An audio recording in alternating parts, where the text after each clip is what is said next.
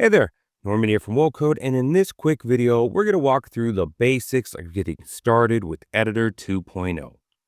We'll cover three main things in this video: how to find Editor 2.0 templates in the picker, what to know about switching between the classic editor and Editor 2.0, and how to tell which editor a site is using. Let's start with finding Editor 2.0 templates. It's super easy. Just follow your usual steps to create a new site. And when you get to the template picker, you'll notice a big, beautiful toggle at the top labeled Editor 2.0 and Classic Editor. This toggle controls which templates you see based on the editor you want to use. Set it to Editor 2.0, and you'll see templates built specifically for the new editor. Pick any one of them and you're all set. But prefer the classic editor with flex capabilities? That's not a problem. Just switch the toggle back to classic and you'll be rocking and rolling with the classic editor.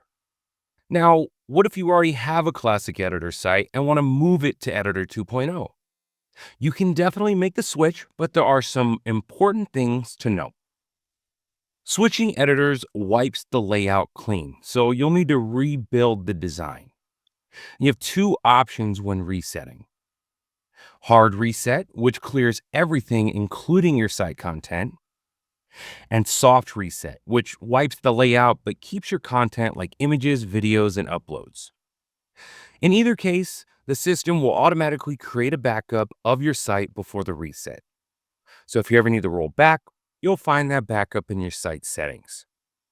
Now, once a site is created, there are a couple of easy ways to identify if you're using Editor 2.0 without opening the builder. From the main dashboard, sites using Editor 2.0 will have an orange Editor 2.0 tag next to the site ID. And you'll see the same tag if you open a project just below the site ID in the project screen. No tag?